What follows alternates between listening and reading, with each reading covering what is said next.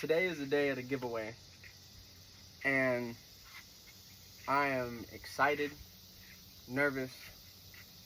I got feelings that I don't even know how to process. You know what I'm saying?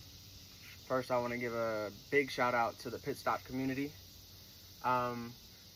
Everybody who stopped by my stream and even made this possible. I look raggedy right now. We're gonna do a short little get ready with me, get our hair cut, and then we starting the day, baby. Let's do this.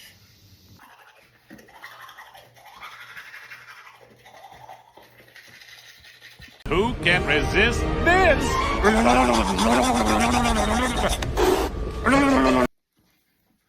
Came to the conclusion on this fit right here. You know what I'm saying? At first, I was wearing some Tommy Hilfiger, but I felt like that was a little bit too much for what I'm trying to do. I'm not trying to flex. I'm trying to help. You know what I'm saying? So, anyways, about to go get a haircut.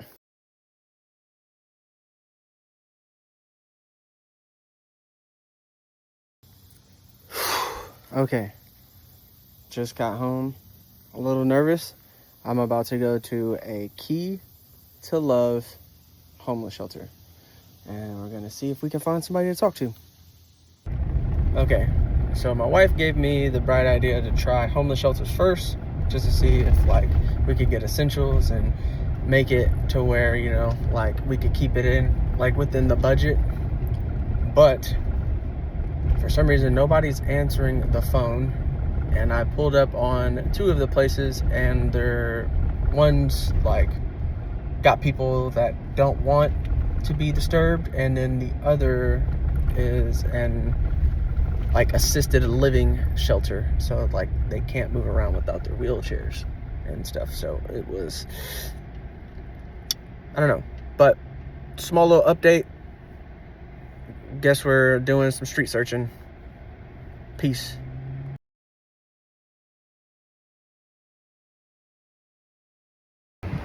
Hey brother, how you doing? My name's Caleb. How you doing? Doing great. What's your name? Jerry. Jerry. Nice to meet you, brother. If you don't mind me asking, are you homeless? Yeah, kind of here and there I am. All right. Respectfully, I am recording right now, and what I do is I'm a Twitch streamer, and I'm building my community on kindness, and I would love for you to come out and just eat a hot meal with me, come hang out with me in my nice cool truck, you know what I'm saying, just to get out the heat for a little while. Already, I got food. I ate Subway earlier, and then I ate some other food earlier, so I'm not really hungry. I'm all right. Okay. Well, would you mind if I took you to go get some things that you need? No, I'm all right. I'm improving. I'm all right. All right, brother. I'm all right. All right, I appreciate it. So far, I have 2 failed attempts. First attempt, I feel like I was too forward, like a little, like, I don't know, just a little much, you know what I'm saying? And I feel like that made the guy really uncomfortable. And so I tried dialing it back, no recording this time, just go walking up to this dude and try to start a conversation and seeing if he needed something. Waved me off again, you know? And like, I genuinely want to help these people, because these are people that are like literally on the side of the street, man. But I'm thinking I may just go to Walmart and help somebody pay for their groceries and or school supplies or something like that, man, because it's getting heartbreaking at this point. Okay, so we found a group, and I'm now buying a 4-man tent, and they agreed to do the video, or the interview, I should say, and I'm getting them a bunch of clothes right now, and yeah, in the tent, and that's all they really wanted. And then I think I might grab some hygiene just off the strength of it, but yeah, man, we're in motion right now. Okay. Dipped into my own money a little bit. but that's okay. Because I wholeheartedly believe you reap what you sow. And it's 4 of them. And I don't know. Myself personally, didn't feel right for leaving anybody left out. So, we here though. We're here. We're on the way to do the interview. And I don't know. I'm excited. I'm hoping that everything goes the way I want to, but I'm also thinking that I might get scammed or whatever. And they're like, "Oh, thanks for the stuff," and just chunk deuce. But I mean, at the same time, you never know. You just never know with people. You know what I'm saying? So yeah, that's where we're at. Let's do this.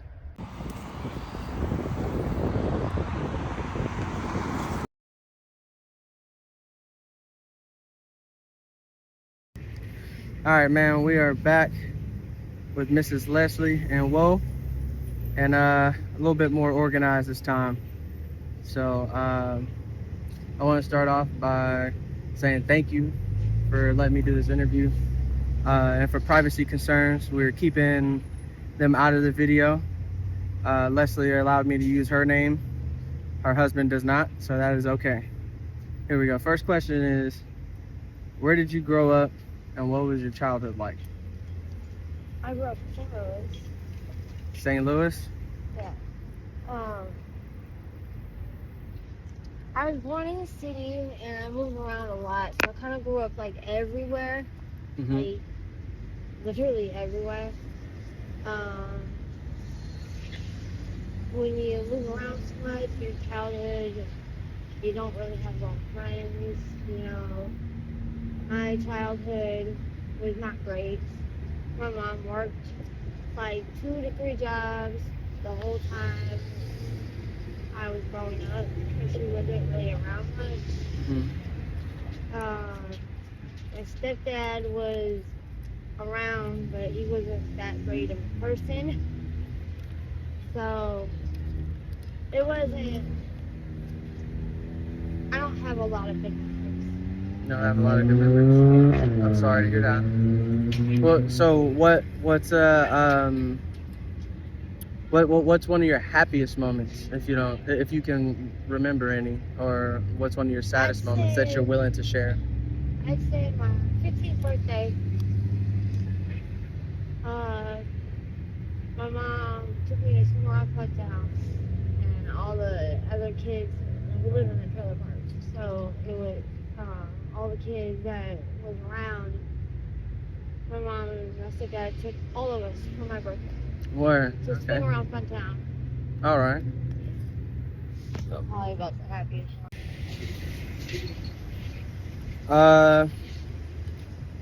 Before everything turned for you, what kind of jobs did you do in the past? I did landscaping. I babysat. I was a waitress. I worked at a cleaning company, a couple cleaning companies. So I've done quite a bit of different stuff.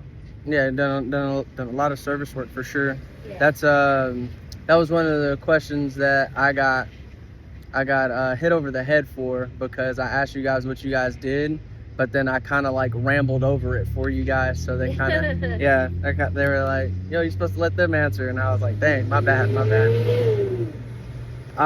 So a lot of service work. What led you to be where you are now? What was the turning point for you? Well, where I was staying, my friend's grandma passed away and they lost her house. And that's how I became homeless. And I had already met him. I already met Will. And we had just started our relationship. And so I ended up moving in with him and his people. And there was some stuff that went on where we ended up having stay there anymore, and that's how we both became homeless. Okay. And I'm sorry to hear that. And so you said that they just turned their backs on you guys, not giving the grace that every human should Yeah, be they given. didn't really like me much.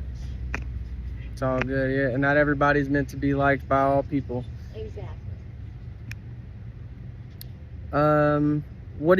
What are some things that you would like people to understand about you and your situation?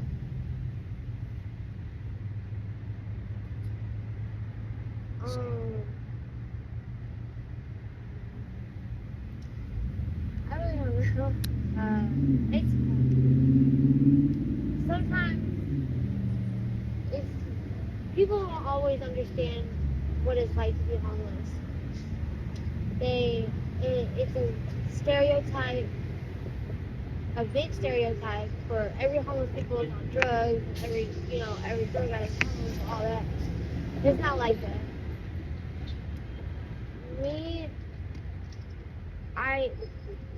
And another stereotype is homeless people steal. Mm-hmm. We don't steal. We do not steal. We do not condone stealing. We don't care what other people do, Mm-hmm. but we just don't do it. Yeah. And that's a big thing. Like, people constantly ask us, "Oh, can you get this or can you get that?" Because it's a stereotype. Yeah. And people think that just because you're homeless, you're either on drugs or you're stealing, doing this or that. And that's not the case. Not Okay. every homeless people is on drugs. Not every homeless person steals.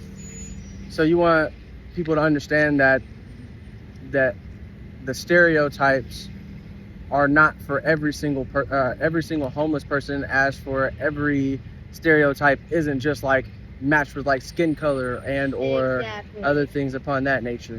Like stereotypes are stereotypes for a reason, but not every person lives under those stereotypes. Exactly. Most definitely. Is there last question? Is there anything that you still dream about? That you still dream about being, like, whenever when things get turned around for you? Is there something that you want to do or want to have that you dream about having to this day? Just a happy family. Happy family. That's Happy lovely. family. That's beautiful. I just want my family to be happy. Of course. All right, Leslie. Thank you very much for redoing this interview with me. No problem. And let me come out here and bother you guys. Once again, I'm praying for you guys. I genuinely care, and anytime I can help, I will help you guys. So you guys seem like great people. You guys giving me opportunity.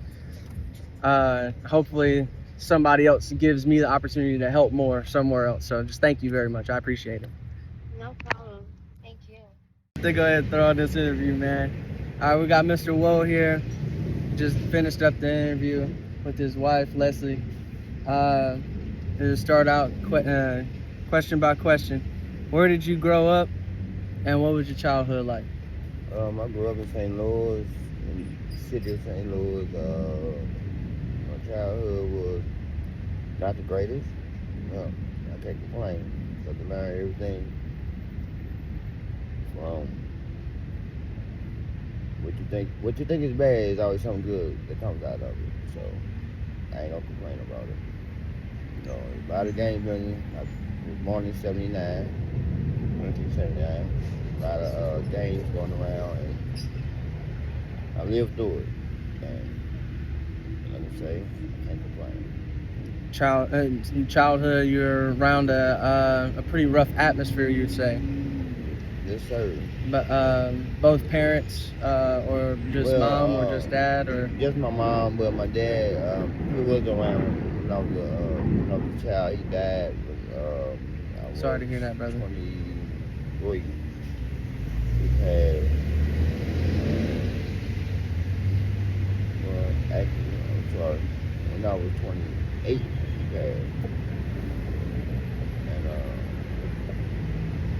My mom passed when I was 29. I'm sorry to hear that. All right. do it from that.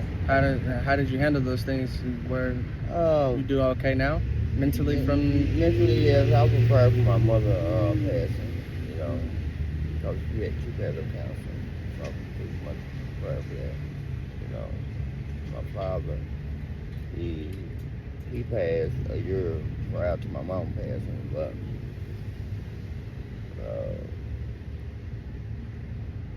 I wasn't prepared, but God did wonders with that. All right.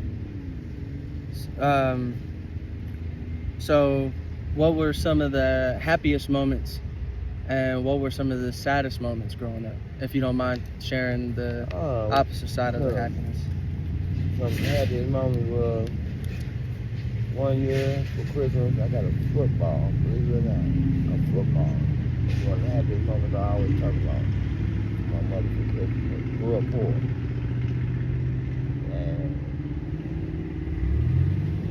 one of the saddest moments was when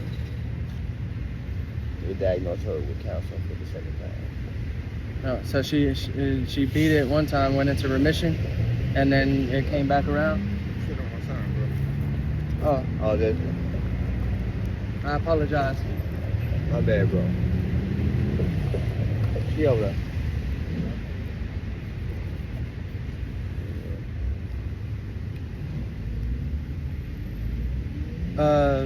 So what kind of jobs did you have? Hold on one second. Huh? I don't know right now, bro. Let me take her this real quick. What? Let me take her this real quick. We just got her. She just, bro, listen. Give me 1 second, bro. Let me take her this real quick. I know. Well, repeat the question. What kind of jobs have you had in the past? This was one of those things that I got hit over the head for because okay. I didn't let you guys answer. One of my favorite jobs, which I really wish I could have made a career, was cooking. You know? Cooking? Yeah, I did a lot of cooking in restaurants. I wish I could have made a career. And I worked at a lot of factories. Factory work? Yeah, factory work, but I did more cooking than anything. All right. Any of those jobs you had a passion for? Like cooking. you really like cooking? I really like cooking. All right. What led you to being out here? What was the turning point where you felt? Actually, the turning point was actually when my mother passed and my family members passed. That was the turning point. Part of my depression was things that was going on throughout my family. You know, that was part of my depression. That pushed me deeper into depression. But the turning point was my mama, my grandmama, and my daddy passed. Okay. What do you want people to understand about you and or your situation? Okay, about me, I'm a very good person, very understandable.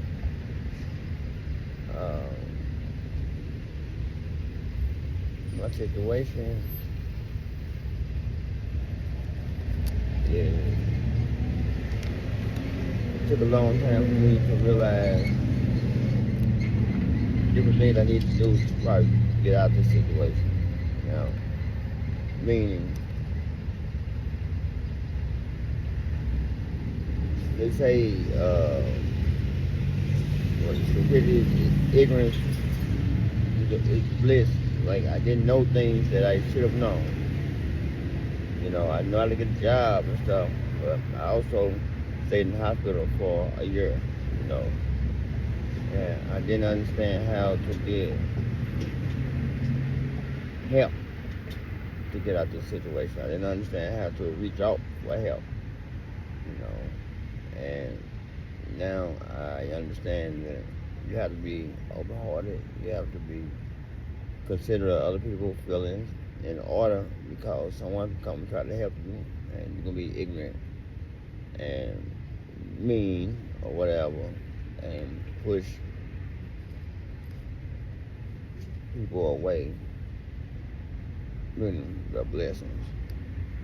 So your blessings might come. It might come in a little square box. Who knows? I feel you. I feel you. So you wish you would have had a little bit more understanding and a little bit more of an open mind whenever it came to getting help from your depression and your anxiety, and whenever you got into those situations, you wish you wouldn't have blocked out your blessings. Exactly. Okay. Cause I let a lot of my blessings pass by about being, angry. You know, that comes with depression. I understand. Finally getting over it. I believe I'm finally getting over it. I'm not as closed-minded. And I treat people with respect. Awesome. That was a fantastic answer. You and your wife had really good answers. I really like that. That's dope.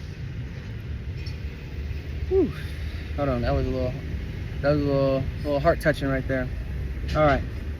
Anything? Is there anything that you still dream about? Like, you dream about being. So whenever this gets turned around, what is something that you want to do, that you want to pursue? I want to be a counselor for juveniles. I really do. I don't know how that works as far as the facilities are concerned, but I believe they need someone that's been through, that can share their testimony. Oh yeah. And not nobody that's going to look down on them, but show their testimony and help them. Don't let them fall so deep before they get help. That's what I want to do. That's love right there, man. People need help, man, especially young. Mind so tainted from internet and these influencers out here that ain't doing no good for them. And man, there's people out there that I've seen, like, on the internet, these young kids. Some kid from St. Louis was like, yeah, man, I can't wait to go catch more bodies. You know what I'm saying? Like no 15, 16-year-olds should be going to catch anybody at any point, So yeah, I love that. I love that. Gotta catch them before they get there. Thank God for you, brother. I appreciate this redo on the interview, man. And shake my hand one more time, brother. Thank God for you. Yeah, man. And your all right.